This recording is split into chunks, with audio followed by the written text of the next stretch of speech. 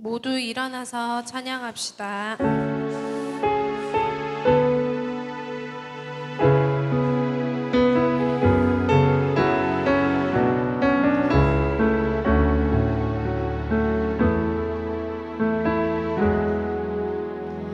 예수 나의 좋은 치료자, 그의 눈이 머무는 곳에 나의 슬픔과 고통, 고개 들어 그의 눈을 볼 때에 난 알았네. 예수 나의 좋은 치료자. 예수 나의 좋은 치료자, 그의 손길이 닿는 곳은 나의 상처와 아픔, 영원히 흐를 것 같았던 눈물 다 멎었네. 예수 나의 좋은 치료자. 나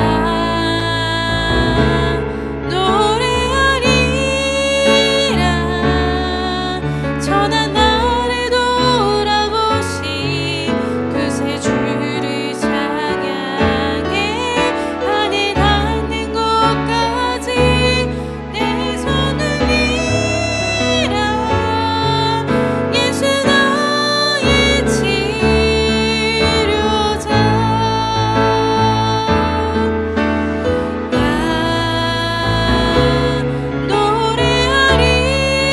노래하리라. 천한 나를 돌아보시 그새 주를 찬양해. 하늘 닿는 곳까지 내 손을 들라. 예수 나의 치료자.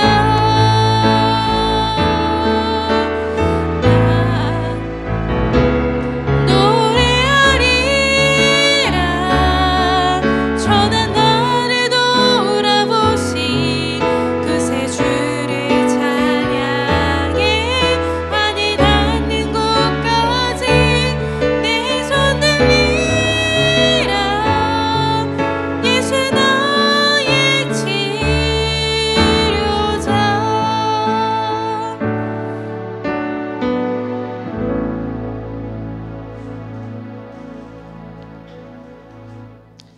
나는 전능하신 아버지 하나님, 천지의 창조주를 믿습니다. 나는 그의 유일하신 아들, 그는 성령으로 잉태되어 동정녀 마리아에게서 나시고 본디오 빌라도에게 고난을 받아 십자가에 못 박혀 죽으시고 장사된 지 사흘 만에 죽은 자 가운데서 다시 살아나셨으며 하늘에 오르시어 전능하신 아버지 하나님 우편에 앉아 계시다가 거기로부터 살아있는 자와 죽은 자를 심판하러 오십니다. 나는 성령을 믿으며 거룩한 공교회와 성도의 교제와 죄를 용서받는 것과 몸의 부활과 영생을 믿습니다. 아멘. 박수 치면서 찬양하겠습니다. 어디든지 예수 나를 이끌며 어디든지 예수 함께 가려네. 예수와 함께하니 가면 나걷고 예수님과 동행하면 겁없네. 어디를 가든지 겁낼 것 없네. 어디든지 예수와 함께 가려네. 세상 친구 모두 나를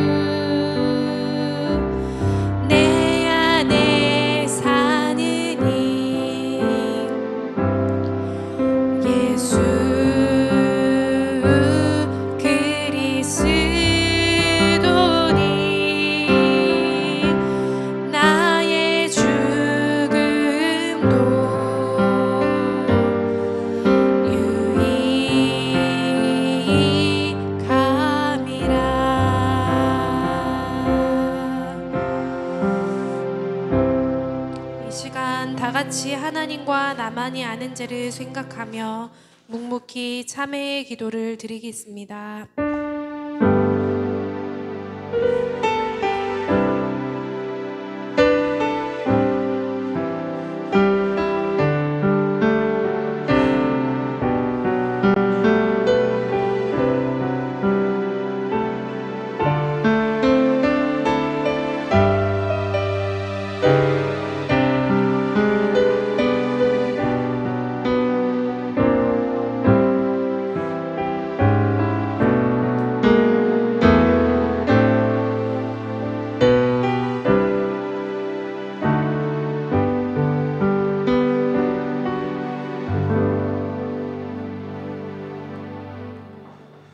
사랑은 여기 있으니 우리가 하나님을 사랑한 것이 아니요 하나님이 우리를 사랑하사 우리의 죄를 속하기 위하여 화목제물로 그 아들을 보내셨음이라.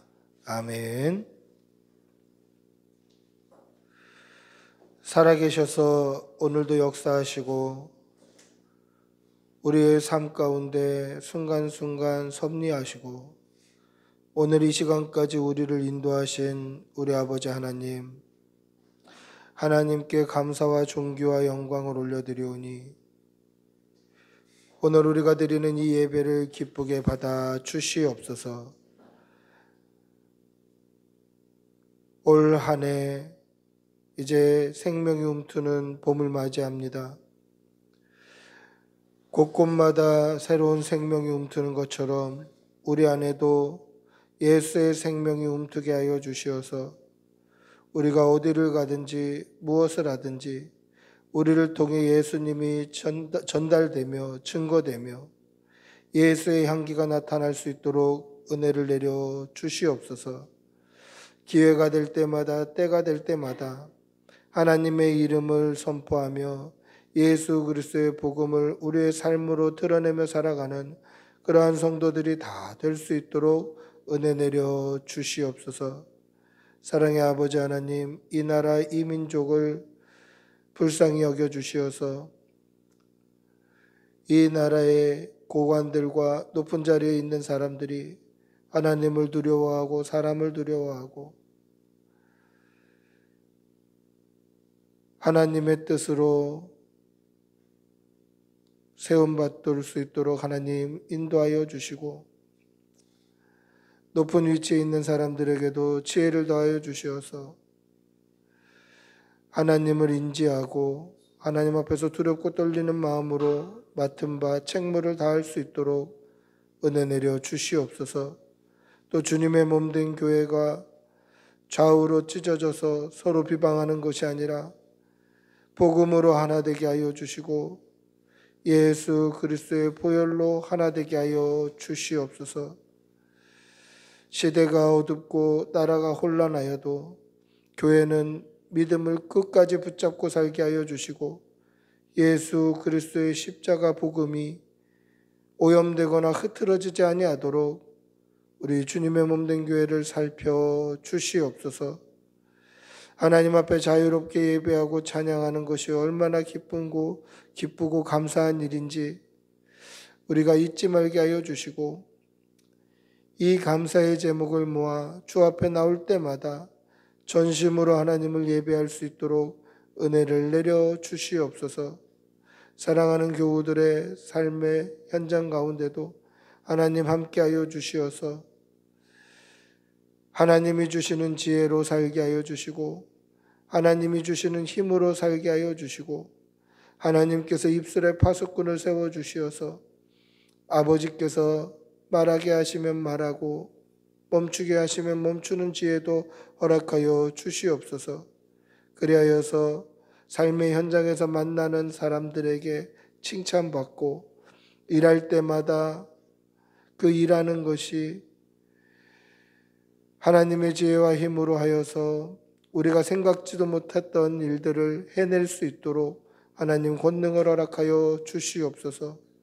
사랑하는 교우들 건강 지켜주시고 우리 어린 자녀들 영육간에 강건케 하여 주시어서 어디에 있든지 무엇을 하든지 어릴 때부터 예수 향기 나타내며 믿음의 바른 길 가는 귀한 아이들 될 수 있도록 은혜 내려 주시옵소서. 오늘 이 강단을 통하여서 살아계신 하나님의 말씀이 온전히 선포되게 하여 주시고 그 말씀 앞에 우리는 아멘하며 말씀 앞에 순종하며 하나님의 말씀대로 살아가기를 다짐하는 귀한 시간이 되게 도와 주시옵소서. 이곳에 주님의 몸된 꿈꾸는 교회를 세워주셨사오니 믿는 사람들이 날마다 더해지는 복도 허락하여 주시옵소서. 감사를 드리며 우리 주 예수님의 이름으로 기도드리옵나이다. 아멘. 주님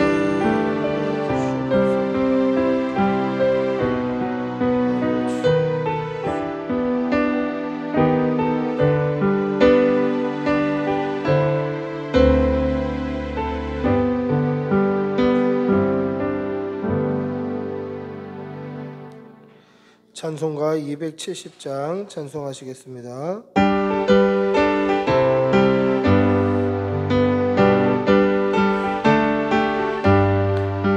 연찮는 주님의 사랑과 거룩한 보혈의 공로를 우리가 찬양을 합시다.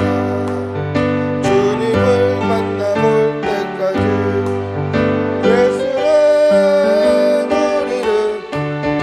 깨끗게 하시는 주시니 그의 피 우리를 눈보다 너희게 하셨네.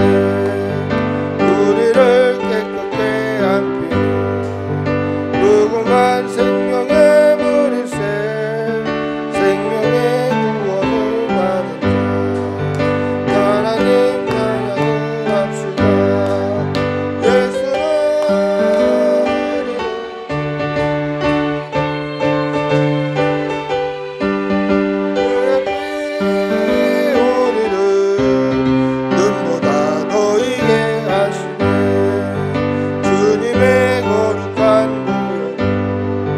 날마다 입으로 간증해 담대히 싸우며 나가서 천국에 들어갈 때까지 예수는 우리를 깨끗게 하시는 주시니 그의 피 우리를 눈보다 너희게 하셨네. 십자가 단단히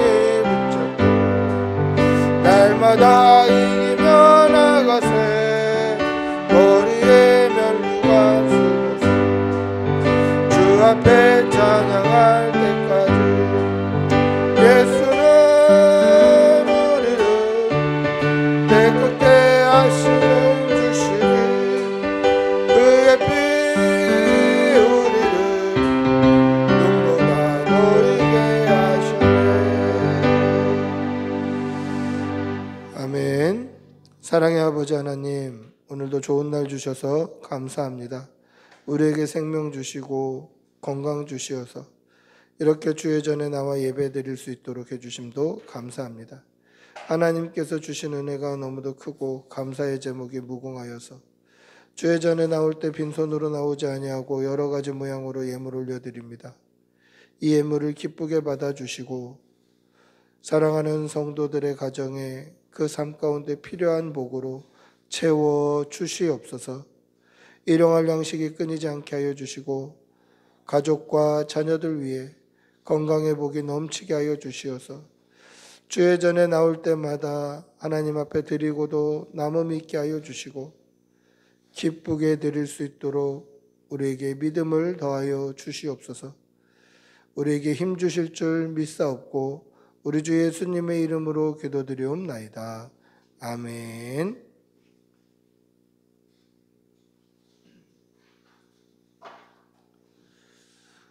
광고하겠습니다. 자세한 광고는 주보를 참조해 주시면 되겠습니다. 오늘 꿈꾸는 교회 나오신 여러분들 주님의 이름으로 환영하고 축복합니다. 우리 옆에 계신 분들하고 한번 인사하시겠습니다. 환영합니다. 사랑합니다. 자세한 광고는 주보를 참조해 주시면 되겠고요. 오늘 새벽기도 화요일, 수요일 새벽기도는 제가 워크숍 참석으로 새벽기도가 없습니다. 수요 예배도 워크숍 관계로 없습니다. 없어도 개인적으로 기도하시고 경건의 시간을 좀 가지시기를 바랍니다. 다음 주 경기 중부노회 은퇴 장로회에서 본교회 방문해서 함께 예배 드리십니다.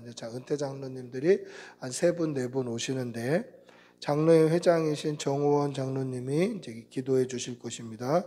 함께 이렇게 기도할 수 있고 예배 드릴 수 있는 것이 참 기쁨입니다. 그래서 위에서 기도해 주시고 준비해 주시면 좋겠습니다. 전도 일정 보시고 기도해 주시고 고난주간 특별 새벽 기도회 그리고 금요일 정사 기념 예배가 있습니다.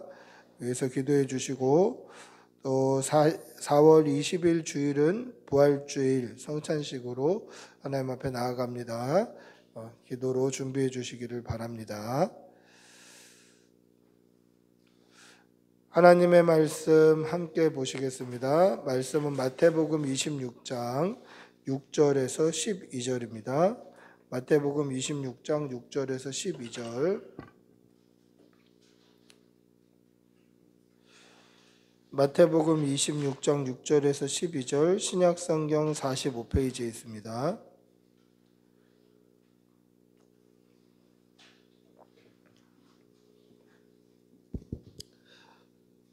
26장 6절에서 12절 우리 천천히 한 목소리로 함께 읽겠습니다. 같이 읽습니다. 예수께서 베다니 나병왕자 시몬의 집에 계실 때에 한 여자가 매우 귀한 향유 한 옥합을 가지고 나와서 식사하시는 예수님의 머리에 부으니 제자들이 보고 분개하여 이르되 무슨 의도로 이것을 허비하느냐 이것이 비싼 값에 팔아 가난한 자들에게 줄 수 있었겠도다 하거늘 예수께서 아시고 그들에게 이르시되 너희는 어찌하여 이 여자를 괴롭게 하느냐 그가 내게 좋은 일을 하였느니라 가난한 자들은 항상 너희와 함께 있거니와 나는 항상 함께 있지 아니하리니 이 여자가 내 몸에 이 향유를 부은 것은 내 장례를 위하여 함이니라. 아멘. 제가 대학교 다닐 때 등록금 마련을 위해서 이제 휴학을 하고 이제 직장 생활을 한 2년 했었는데 그 직장 생활 그때만 하더라도 이제 90년대 중반이었기 때문에 회사에서 토요일까지 근무를 했었어요. 토요일 오전까지 이제 근무를 하는 회사들이 많았는데 그때는 이제 놀토라는 개념도 없었고 그러다 보니까 주일이 되면은 직장인들은 대부분 아무것도 안 하고 쉬고 싶어요. 근데 저는 뭐 신학을 전공하고 있었고 제가 직장인으로 삶을 마감할 게 아니었고 저는 이제 목사 되는 게 꿈이었고 비전이었기 때문에 주일날 나가서도 아침부터 새벽부터 나가서 봉사하고 헌신하고 다 끝나고 성가대 연습까지 하고 막 이렇게 오니까 막 사람들이 물어보는 거예요. 영범이 너는 술도 안 마시고 담배도 안 피고 그리고 일요일이 되면 쉬지도 못하고 교회 가가지고 헌금하지 봉사하지 무슨 재미로 사냐 무슨 재미로 이걸 굉장히 자주 물어보시더라고요. 무슨 재미로 살까요 우리가? 그들이 볼 때 세상적인 관점으로 보면 교회는 허비하는 데처럼 보이는 거예요. 헌금해야 되죠. 시간 들여야 되죠. 또 봉사, 헌신이라는 이름으로 노동력을 착취당하는 것처럼 보이죠. 그러다 보니까 이게 재미도 없고 허비하는 것처럼 보이는 거예요. 그런데 믿는 사람에게는요. 이 신앙생활 하는 것 자체가 너무 재밌는 거예요. 아침 일찍 7시에 일어나서 평소에 회사 다닐 때보다 더 일찍 가가지고 일부 예배 드리고 주일학교 봉사하고 예배 드리고 청년부 찬양 인도하고 그리고 뭐 다 끝나고 나서 오후 예배 드리고 오후 마치고 나서 찬양대 연습하고 끝나고 또 청년들하고 같이 저녁 식사하고 이게 너무 재밌는 거예요. 너무 재밌는 거예요. 이게 돈 버린다고 생각 안 하는 거예요. 시간 버린다고 생각 안 하는 거예요. 노동력을 착취당한다고 생각 안 하는 거예요. 우리는 허비한다고 생각하지 않는데 세상 사람들이 볼 땐 허비처럼 보이는 거예요. 뭐 때문에 이런 관점의 차이가 날까요? 믿음 때문에 나오는 거예요. 믿음이 없이 보면 계산적으로 보입니다. 돈을 내지요. 시간을 허비하죠. 일요일 날 쉬지도 못하죠. 노동력을 착취당하는 것 같죠. 그러니까 이게 허비하는 것처럼 보이는 거예요. 그러면서 뭐 받는 것도 없죠. 월급을 받는 것도 아니고 뭐 돈을 받는 것도 아니고 용돈을 받는 것도 아니고 받는 게 없는 거예요. 그러니까 허비한다고 생각하는 거예요. 그러나 믿는 사람들은 그것 자체가 기쁜 거예요. 하나님으로 말미암아 기쁘고 예배드림이 기쁘고 그냥 이것 자체로 기쁜 거예요. 제가 오늘 이 말씀을 묵상하면서 제 청년 때 왜 그렇게 그땐 재밌었지? 왜 그렇게 예배드림이 기뻤지? 라고 생각하면서 시편 110편 3절이 떠오르더라고요. 즐거이 헌신하는 주의 청년들을 새벽 이슬 같다라고 얘기하고 있어요. 여러분 즐거이 헌신하는 거예요. 이게 믿음 때문에 기쁜 거예요. 하나님 전에 나와서 예배 드리는 것이, 하나님의 말씀 듣는 것이, 그 말씀을 한자 한자 적어 나가는 것이 기쁜 거예요. 기쁜 거. 즐거이 헌신하는 거예요. 시간을 드리고 돈을 드리고 물질을 드리고 마음을 드려도 이게 허비라고 느껴지지 않는 거예요. 이 믿음의 차이더라는 거죠. 믿음이 없으면 다 버리는 것처럼 보여요. 허비가 뭡니까? 그냥 헛되이 쓰는 것을 허비라고 그래요. 헛되이 쓰는 것처럼 보이는 거예요. 그런데 믿는 사람은 이게 기쁨이에요. 사랑하는 성도 여러분, 혹여나 우리가 신앙생활하다가 하나님 앞에 물질을 드리고 시간을 드리고 나의 마음을 드리고 정성을 드리는 이것이 허비하는 것처럼 느껴지거나 본전 생각이 나거나 뭔가 하나님 뭐 좀 이 정도 했으면 뭐 좀 받아야 되는 거 아닙니까? 라는 마음들이 든다면 우리 믿음을 돌아보셔야 돼요. 내 하나님 앞에 바른 믿음이 있는지. 하나님 즐거이 헌신하는 마음을 회복시켜 주십시오. 새벽 이슬 같은 주의 청년들처럼 내가 즐겁게 하나님 앞에 헌신했던 그 사랑을 회복시켜 주십시오. 그렇게 기도하고 우리의 믿음을 돌아보는 성도들이 되시기를 바랍니다. 주의 전에 나올 때마다 기쁨이 넘치는 성도들이 되시기를 축복하고 기도합니다. 할렐루야. 우리의 생명까지, 우리의 전심뿐만 아니라 우리의 생명까지 드려도 허비라고 느껴지지 않을 정도로 우리에게 하나님 전에 나오는 이것이 기쁨이 되기를 축복하고 기도합니다. 오늘 본문에 보시면 등장인물들이 많이 등장하죠. 예수님 등장하시고 시몬이라는 사람 등장하고 예수님의 머리에 향유를 부은 여인이 등장합니다. 대부분 이 본문의 주인공을 향유를 부은 여인과 예수님으로 봐요. 그런데 오늘 저는 주인공이 아니라 조연들에게 좀 집중하려고 해요.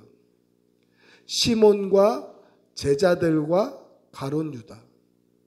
이들을 통해서 우리의 믿음을 좀 돌아보고 혹여나 우리에게도 이런 모습이 있지는 않은지 도전받고 또 은혜 받는 시간이 되시기를 축복하고 기도합니다. 할렐루야. 예수님께서 베다니의 나병 환자 시몬의 집에 가셔서 식사를 하셨습니다.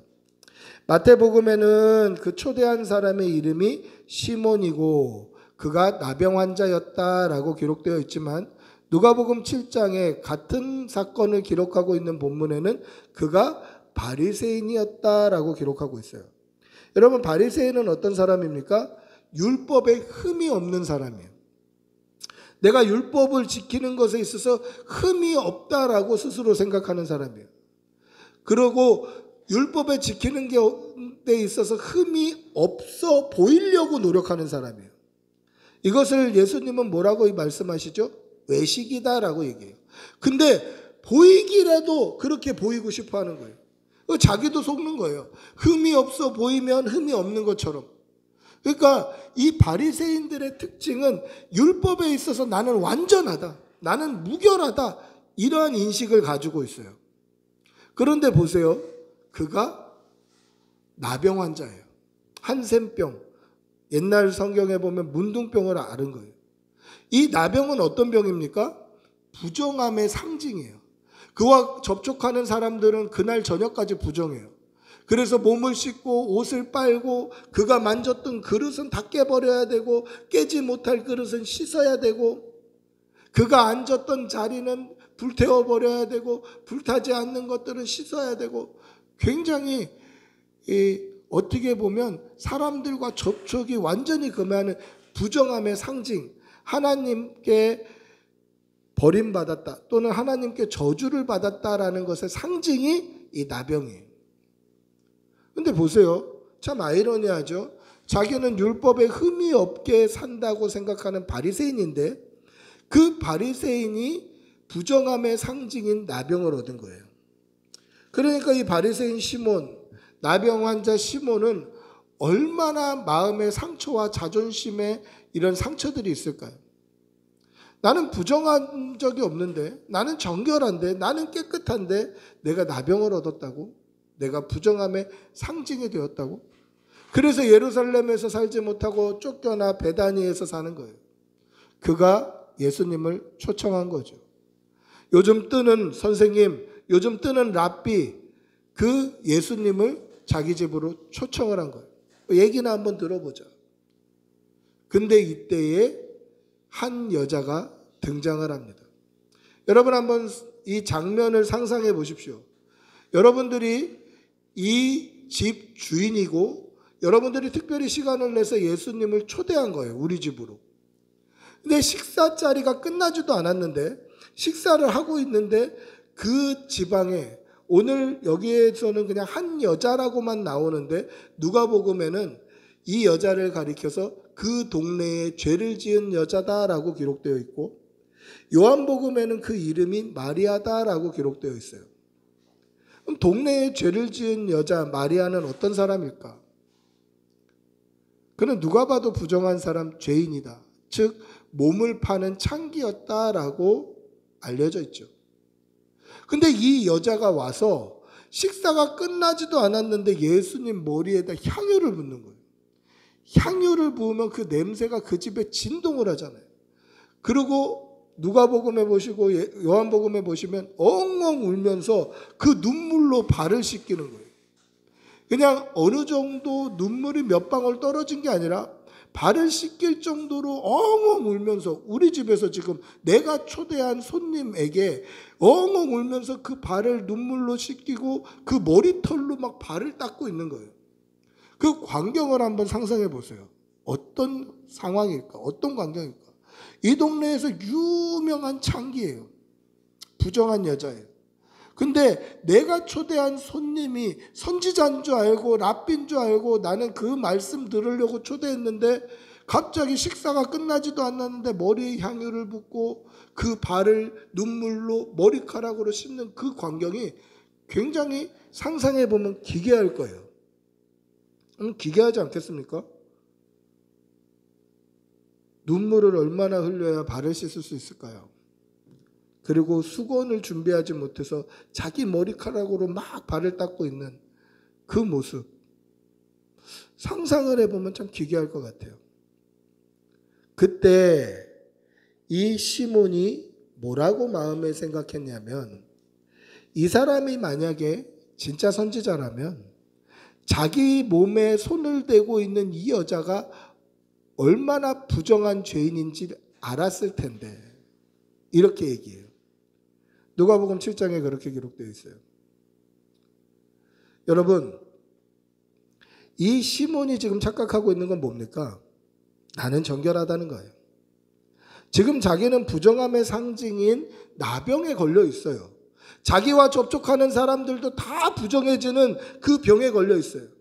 그런데 지금 저 창기, 저 죄인이 몸을 만져도 가만히 있는 저 사람은 얼마나 바르지 못한 사람이길래 자기 몸을 만지는 사람이 누군지도 모르고 부정한 사람인지도 모르고 어떻게 저렇게 가만히 있냐. 아, 선지자 아니구나. 내가 잘못 봤구나. 아유, 돈 들여서 식사 대접했는데 낭비했구나. 허비했구나. 이렇게 생각하는 거예요. 여러분, 근데 한번 생각해 보세요. 지금 누가 은혜를 입고 있죠? 바리새인 시몬이 은혜를 입고 있는 거예요. 여러분, 이 여인도 부정하고 이 여인과 접촉하는 사람도 부정해지는 죄인이지만 자기 역시 부정한 사람이잖아요. 자기 역시 지금 누구와도 접촉할 수 없는 나병 환자잖아요. 근데 이 나병 환자 시몬의 집에 예수님이 오신 것, 이것보다 큰 은혜가 있나요? 누구도 나와 접촉해 주지 않으려고 하는 그 상황 가운데 예수님께서 우리 집에 오셨다. 이거보다 더 큰 은혜가 있습니까? 자기도 지금 접촉하면 안 돼. 부정한 사람이에요. 근데 나는 부정하지 않다고 생각하는 거예요. 그리고 저 여자를 정죄하는 거죠. 여러분, 나는 부정하지 않다고 생각하면 다 죄인으로 보이는 거예요. 내가 깨끗하다고 생각하면 다 죄인으로 보이는 거예요. 내 눈에 들어와 있는 들보를 깨닫지 못하면 남의 눈에 티를 빼라고 지적하게 되는 거예요. 오늘 시몬은 자기에게 있는 부정함과 자기가 받은 은혜는 깨닫지 못하는 거예요. 그리고 남을 정죄하죠. 사랑하는 성도 여러분, 우리 믿음을 먼저 한번 돌아보시기를 바랍니다. 우리에게 받은 은혜가 너무 크다는 거예요. 그리고 우리 역시 예수님 아니면 100% 지옥 갈 수밖에 없는 죄인이라는 거죠. 그러니까 우리는 누구를 정죄하거나 손가락질하거나 잘못했다고 그렇게 욕할 수 없는 사람들이에요. 어떻게 해야 됩니까? 서로 사랑해야 되는 거예요. 서로 사랑해야 되는 거예요. 최근 한국교회가 서로 손가락질하는 그런 모습을 보이더라는 거죠. 여러분들 페이스북이나 인스타그램에 한번 들어가 보세요. 교회 다니는 사람들이 서로를 못 잡아먹어야 한다래요. 물론 성도들한테 직접적으로 손가락질 안 하지만 누구는 빨갱이라고 그러고 누구는 내란범이라고 그러고 제가 페이스북 가면 막 뭐 난리예요, 난리. 글을 하나 쓸까 준비 중이에요. 주님의 몸인 교회가 찢어지는 아픔, 이거 어떻게 책임질 거예요? 누가 책임지실 거예요? 그러면 안 돼요. 나도 죄인이에요. 그리고 나도 은혜 받은 사람이에요. 근데 오늘 시몬은 자기가 죄인이라는 사실을 잊어버렸다라는 거예요. 그리고 자기가 은혜 받았다는 사실도 잊어버렸어요. 지금 자기는 죄인이잖아요. 부정한 사람이잖아요. 누구하고도 접촉할 수 없잖아요. 근데 지금 예수님이 우리 집에 와 계시잖아요. 내가 부정하고 예수님께 은혜 받았다라는 것을 잊어버리는 거예요. 그래서 이 여자를 정죄하다라는 것이죠. 사랑하는 성도 여러분, 이것이 우리의 모습은 아닌지 돌아보시기를 바랍니다. 나도 내 눈에 들보가 있으면서도 남의 눈에 티를 빼라고 그렇게 정죄하고 욕하고 손가락질하고 있지는 않은지 우리 믿음을 돌아보시기를 바랍니다. 두 번째는 이 여자가 순전한 나드 한 근 300데나리온이나 되는 고가의 향유를 부었을 때 제자들의 반응입니다. 오늘 8절 9절 한번 읽어보겠습니다. 8절 9절입니다. 같이 읽어보겠습니다. 시작. 제자들이 보고 분개하여 이르되 무슨 의도로 이것을 허비하느냐? 이것을 비싼 값에 팔아 가난한 자들에게 줄 수 있었겠도다 하거늘. 제자들이 보고 분개하며 이르되 무슨 의도로 이것을 뭐 하느냐? 허비하느냐? 허비하느냐? 예수님께 300데나리온짜리 향유를 부어드리는 것을 허비하는 것으로 생각했다라는 거예요. 제가 앞전에 허비가 뭐라고 말씀드렸죠? 쓸데없이 버리는 것, 사사롭게 버리는 것, 이게 허비예요. 그러니까 예수님 머리에 고가의 향유를 부어드리는 게 버리는 거다라고 인식했다라는 거예요. 그 말은 뭡니까? 예수님이 300데나리온짜리 향유보다 못한 거예요. 예수님이 300데나리온짜리 향유보다 못한 존재가 되는 거예요. 예수님의 머리에 부어드리는 게 그게 버리는 것과 같다. 그러면서 뭐라고 얘기합니까? 이것을 팔아서 가난한 사람들에게 나누어 주었으면 그게 더 좋은 일 아니냐. 그럴듯하죠? 그럴듯하게 들려요. 보세요. 여러분 300데나리온이라는 것은요. 노동자가 300일 동안 한 푼도 300일 동안 한 푼도 쓰지 않고 모아야 되는 돈이에요. 여러분 2025년 올해 쉬는 날이 며칠이냐면 119일이에요. 올해 쉬는 날이. 그러면 여러분들이 쉬는 날은 다 쉬고 쉬지 않는 날 한 푼도 안 쓰고 모으면 249데나리온밖에 못 모아요. 우리가 일당을 받아서 한 푼도 안 써도 이 순전한 나드 한 근의 향유를 살 수가 없어요. 엄청난 고가예요. 그런데 이 고가의 이 향유를 팔아서 가난한 사람들에게 구제하는 게 더 낫다라는 말, 그리고 이 향유를 부어줄 때 그냥 부음을 받으면서 가만히 있었던 예수님의 행동, 뭐가 더 옳아 보여요? 객관적으로 보면 뭐가 더 옳아 보이죠? 이 비싼 향유를 지금 예수님의 머리에 부어드리는데 가만히 계시고 받고 계셨던 예수님과 제자들이 했던 말, 이거를 팔아서 가난한 자들에게 나눠줬으면 더 좋았을 텐데 라고 했던 이 말과 뭐가 더 옳게 느껴져요? 제자들의 말이 그럴듯하잖아요. 제자들의 말이 일리가 있는 것처럼 보이잖아요. 그런데요, 일리가 있는 것처럼 보이는 걸 따라가는 것이 교회가 아니라 진리의 말씀을 쫓아가는 것이 교회예요. 여러분, 설득되는 것이 은혜가 아니라 하나님의 말씀이 내 마음과 부딪혀서 그 말씀이 나의 마음의 변화를 일으키게 만드는 그 말씀이 진리라는 거예요. 동의되고 괜찮네, 이렇게 하면 되겠네라고 수긍하는 게 은혜가 아니라 하나님의 말씀이 나를 완전히 무너뜨려서 그 말씀으로 다시 나를 세워가는 것, 이것이 은혜라는 거예요. 그럴듯하게 들리는 거 사람의 말이에요. 그럴듯하게 들리는 거 믿지 않는, 믿음 없는 사람들의 말이에요. 그런데 보세요. 이게 지금 예수님을 3년 동안 쫓아다녔던 제자들의 말이에요. 불신자의 말이 아니라, 예수님을 미워하는 사람들의 말이 아니라 3년 동안 예수님을 쫓아다녔던 사람들의 말이 예수님께 드리는 것을 허비하는 것으로 보고 있다는 거예요. 근데 한번 우리 믿음을 돌아보십시오. 우리에게는 이런 마음이 한 번도 없었나요? 하나님 앞에 물질 드릴 때, 시간 드릴 때, 마음 드릴 때, 헌신할 때 한 번도 이것 받으시고 하나님 좀 대가 좀 주십시오. 내가 이렇게 드리는데 하나님 본전 생각납니다 하는 섭섭함이 정말 한 번도 없었을까요? 우리의 믿음을 돌아보시고 아직 우리가 제자들 같은 믿음이 있다면 하나님 믿음 주십시오. 지금 제자들은 이 모습이지만 예수님께서 부활하신 후에 만났던 제자들, 그리고 사도행전 그때의 제자들, 예수님께서 승천하신 후의 제자들은 그 믿음의 진보가 일어나는 것을 보게 되는데 우리에게도 믿음의 진보가 있게 해주십시오. 그렇게 기도하는 성도들이 되시기를 바랍니다. 여러분, 예수님께서 이 제자들에게 뭐라고 이야기하십니까?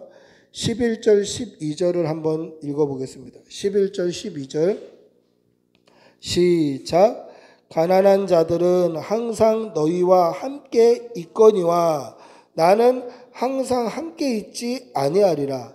이 여자가 내 몸에 이 향유를 부은 것은 내 장례를 위하여 함이라. 예수님께서는 제자들에게 몇 번 말씀하셨어요.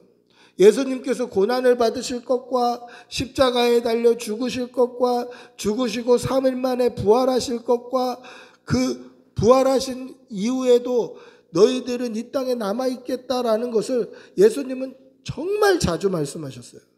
성경에 기록된 것, 확인되는 것만으로도 3번이나 말씀하셨어요. 그러니까 기록되지 않은 그런 것도 얼마나 자주 말씀하셨겠어요. 근데 제자들은 예수님이 떠나가셨을 때 다른 보혜사를 주시겠다라고 말씀하시면서 떠나실 예수님을 준비하지 않고 있었다는 거예요. 그리고 예수님께서 고난받으시고 돌아가실 것을 몇 번이나 말씀하셨는데 그 장례를 준비하지 않고 있었다라는 얘기예요. 그 말은 뭡니까? 예수님의 말씀을 귓등으로 들었다라는 거예요. 그 말씀을 정말 우리의 마음판에 새기고 정말 그렇게 되었을 때 예수님이 이제 이 땅에서 우리와 빠이빠이 이제 다시 볼 수 없을 때 여러분 오해하지 마셔야 돼요. 주님은 세상 끝날까지 우리와 함께 하셔요. 그러나 이때 예수님께서 너희와 함께하지 않는다라는 것은 얼굴을 볼 수 없다라는 거예요. 예수님 승천하신다는 얘기예요. 그랬을 때 우리는 어떻게 사역해야 될지를 고민해야 되는 거잖아요. 예수님이 정말 고난받으시고 십자가에 달려 돌아가셨을 때 우리는 그 장례를 어떻게 준비해야 될지 고민해야 되잖아요. 이런 고민이 없는 거예요. 그런데 이 여자는 예수님의 장례를 준비하고 있더라라는 거죠. 그 예수님의 말씀을 허투루 듣지 않았다라는 거예요.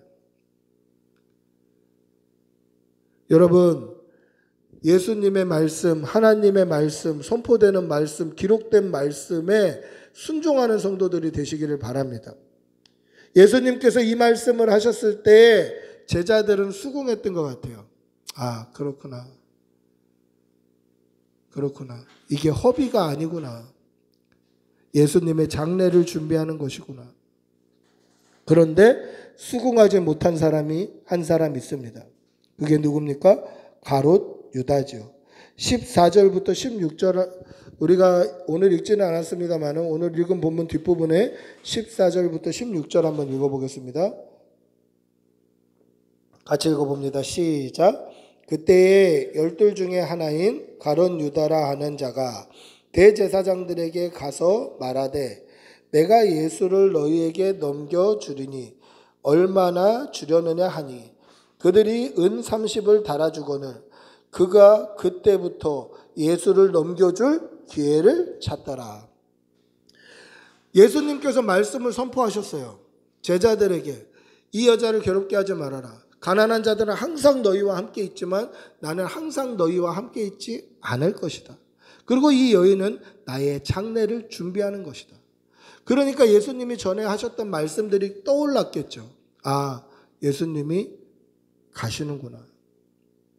그리고 예수님이 고난받고 죽으시는구나.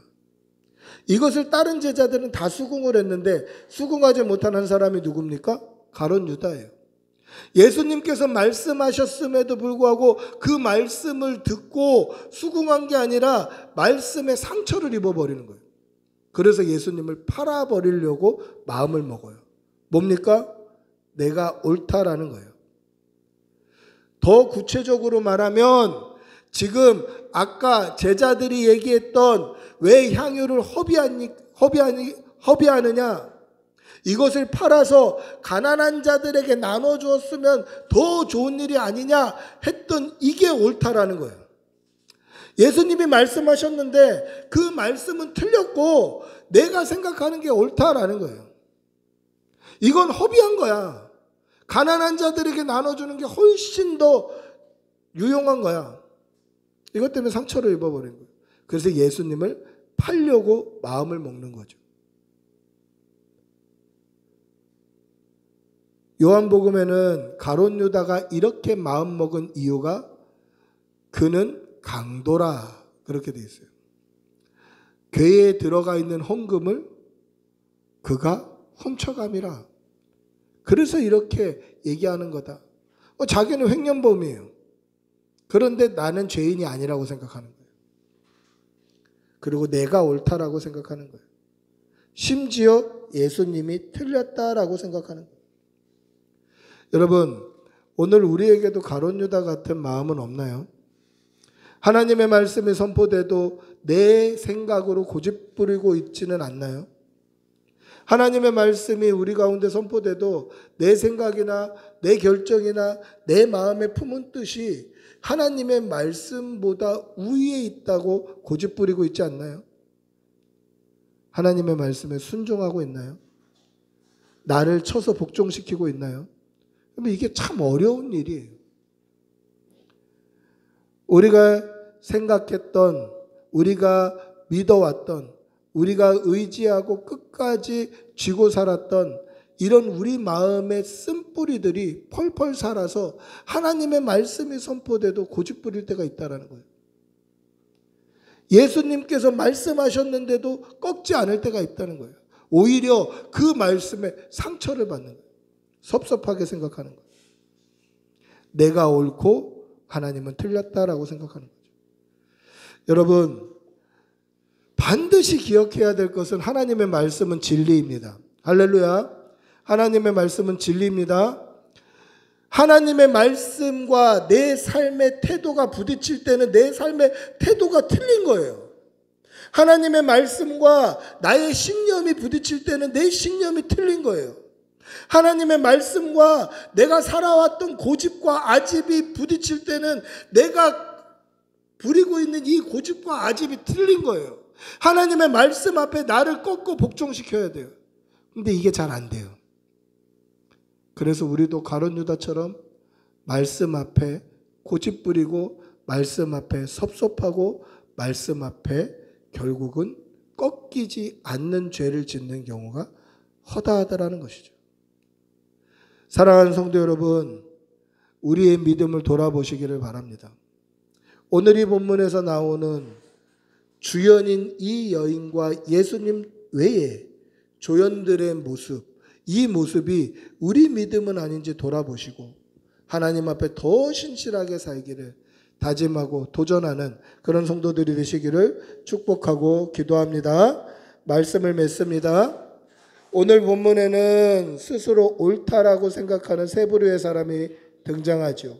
첫째는 누구입니까? 바리새인 시몬입니다. 이 사람은 자신은 죄가 없고 의롭다라고 생각했고 이 여자를 죄인이라고 정죄했습니다. 두 번째는 누구입니까? 제자들이죠. 예수님께 드리는 것을 허비한다고 생각했던 믿음 없었던 제자들.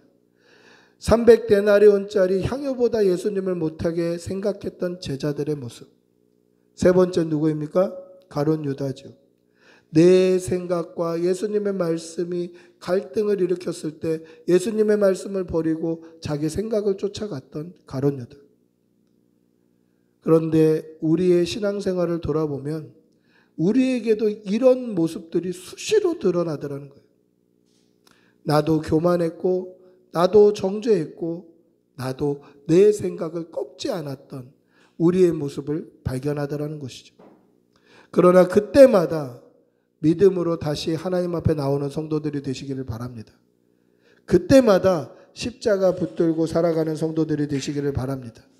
우리의 믿음을 돌아보면서 우리의 삶의 순간순간 우리의 물질과 우리의 정성과 우리의 마음과 우리가 하나님 앞에 드리는 모든 것이 허비하는 것으로 느껴지고 생각이 된다면 그 자리에 무릎 꿇고 하나님 다시 붙드는 그런 성도들이 되시기를 축복하고 기도합니다. 할렐루야. 우리 모두 일어나셔서 한번 찬양하겠습니다.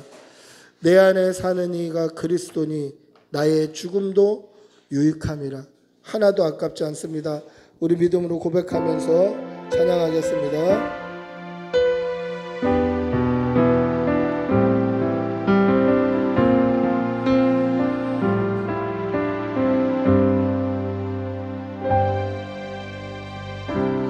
내 안에 사는 이 예수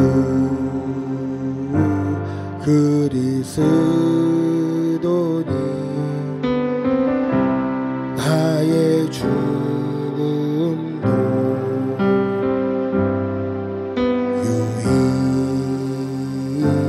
유익함이라. 내 안에 사는 이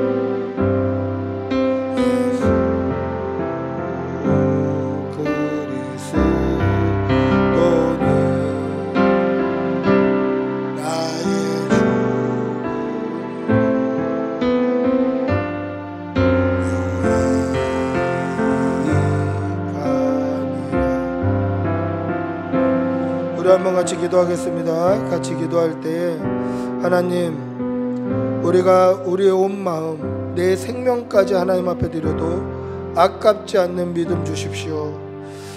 우리에게 하나님을 사랑하는 마음과 믿음 달라고 주님의 이름 한번 부르고 같이 기도하겠습니다. 주님,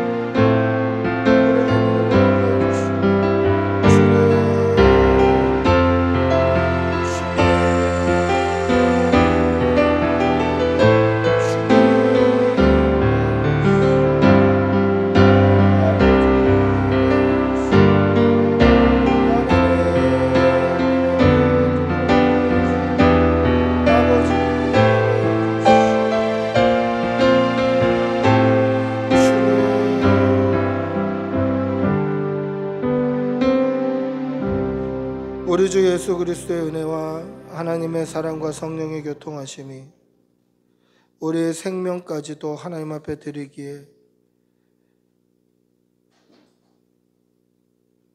허비가 아니라 기쁨으로 드릴 수 있는 그러한 성도들이 되기를, 여기 모인 모든 주의 백성들과 그 일터와 직장과 사업장과 그 삶의 순간순간과 그 자녀들과 가족들 위해 지금부터 영원히 함께 있을지어다. 아멘.